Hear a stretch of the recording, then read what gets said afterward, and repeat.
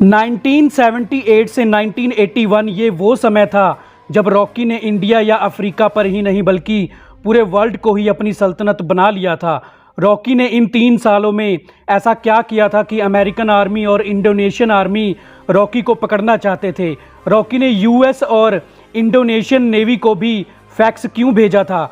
Rocky ने जानबूझकर Indian navy से उस जगह पर अपने शिप पर हमला करवाया जहां इंडियन ओशियन के बीचों बीच गहराई 20,000 फीट है। इतनी गहराई से सोना निकालना तो दूर, ढूंढना भी मुश्किल था। रमिका सेन को CIA ऑफिसर ने रॉकी के 16 देशों में किए गए क्राइम्स की फाइल दे दी है और अनंत इंगालगी की लाइब्रेरी में न्यूज़ 24 के ऑफिस में काम करने वाले पियन को KGF चैप्टर 3 की कॉपी भी मिल गई है। मतलब चैप्टर 3 में रॉकी की लाइफ से जुड़े और ज़्यादा रहस्य खुलने वाले हैं। चैप्टर 3 की कहानी को ईयर 1978 से शुरू किया जाएगा जब रॉकी ने अधीरा को घायल करके छोड़ दिया था और दुबई के इनायत खलील ने रॉकी के साथ बिजनेस करना शुरू कर दिया था। उस समय रमिका सेन भी प्राइम मिनिस्टर नहीं बनी थी। गोल्ड के बिजनेस के साथ साथ रॉकी एनर्जी के बिजनेस में भी पैसा कमाना चाहता था। उन दिनों एनर्जी जैसे पेट्रोल, डीजल, नेचुरल गैस के बिजनेस में भी बड़े बड़े क्रिमिनल्स और मिनिस्टर शामिल हो गए थे। रॉकी जान चुका था कि जैसे गोल्ड के बिजनेस को समझने के लिए रॉकी को KGF जैसे बड़े समंदर में कूदना पड़ा था, वैसे ही एनर्जी के बिजनेस को समझने के लिए रॉकी को इंडिया से बाहर अमेरिका जाना पड़ा।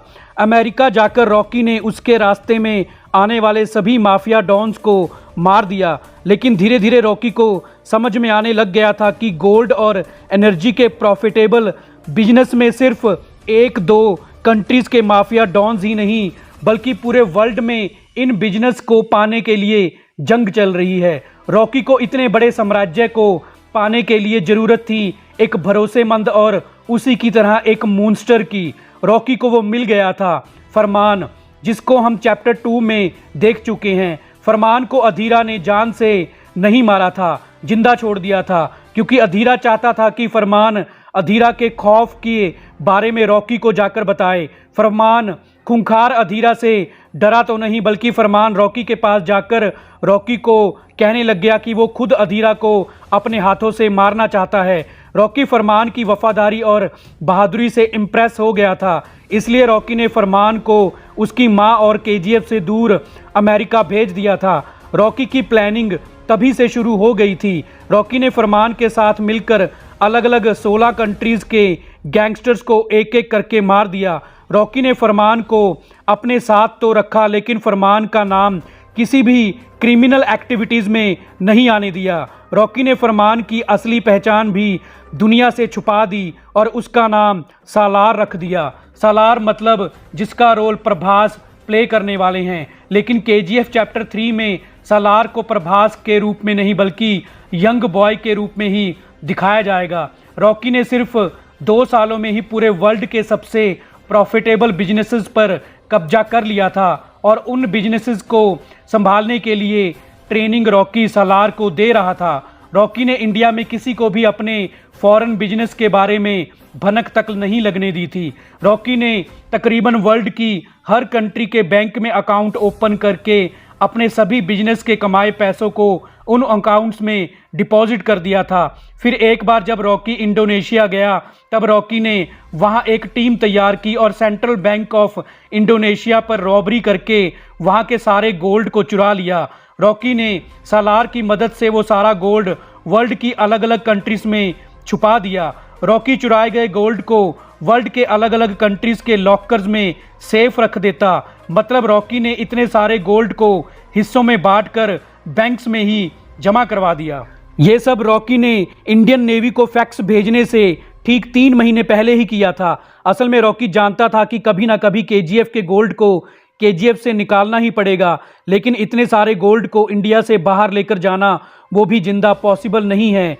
इसलिए रॉकी ने इंडोनेशियन नेवी को फैक्स सेंड करके ये खबर कर दी कि इंडोनेशियन के सेंट्रल बैंक से रॉबरी उसने ही की थी और अब वो सारा गोल्ड वापस करना चाहता है। इंडोनेशियन नेवी अपना सारा सोना वापस लेने के लिए रॉकी के शिप की तरफ बढ़ रहे थे। यूएस नेवी को रॉकी ने इसलिए फैक्स भेजकर इंडियन ओशियन में बुलाया था क्योंकि CIA रॉकी को कई सालों से पकड़ना चाहती थी। लेकिन जब रॉकी को अपने आंखों के सामने मरते हुए अमेरिका ने देखा तो अमेरिकन नेवी ने ये मान लिया कि रॉकी मर गया है और उसकी सर्च वारंट की फाइल को हमेशा के लिए क्लोज कर दिया गया। दूसरी तरफ इंडोनेशियन नेवी कैसे भी तरह से रॉकी के द्वारा लाए गए KGF के गोल्ड को इंडियन ओशियन की गहराइयों से निकाल लेती है और रॉकी पर रॉबरी का केस भी क्लोज हो जाता है। इधर रमिका सेन भी ये मान चुकी होती है कि रॉकी उस अटैक में मारा गया है और सारा गोल्ड समुद्र की गहराइयों में खो गया है और इंडियन गवर्नमेंट का KGF पर कब्जा हो गया है। अभी रमिका सेन CIA के द्वारा दी गई रॉकी के फॉरेन क्राइम्स की रिपोर्ट पढ़ ही रही होती है, तभी रमिका सेन के पास खबर आती है कि KGF में रॉकी ने जिस बॉक्स में अपनी मां की अस्थियों को दबाकर जमीन के अंदर रखा हुआ था वो बॉक्स KGF से कोई निकाल कर ले गया है। ये खबर सुनकर रमिका सेन चौंक जाती है क्योंकि ये सिर्फ रॉकी ही कर सकता है, मतलब रॉकी अभी जिंदा है। असल में ये सारी प्लानिंग रॉकी ने पहले ही कर ली थी।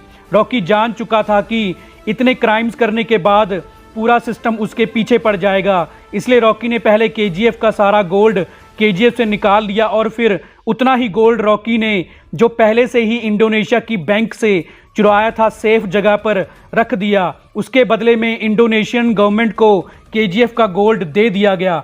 रॉकी के शिप पर ब्लास्ट होने से पहले ही रॉकी शिप से समुंदर में जंप कर चुका था और सालार जो पहले से ही रॉकी की प्लानिंग जानता था, रॉकी को वहां से अपनी बोट में ले गया। अब दुनिया के लिए रॉकी मर चुका है, इसलिए रॉकी के खिलाफ सारी फाइल्स क्लोज हो चुकी थी। लेकिन दोस्तों कहानी अभी यहीं पूरी ख़त्म नहीं होती क्योंकि सालार जो प्रशांत नील की अगली आने वाली फिल्म है उसमें हमको KGF मूवी की झलक देखने को मिलने वाली है। और क्या रमिका सेन ये जान पाएगी कि रॉकी अभी जिंदा है, क्योंकि किसी को भी रॉकी की लाश नहीं मिली थी।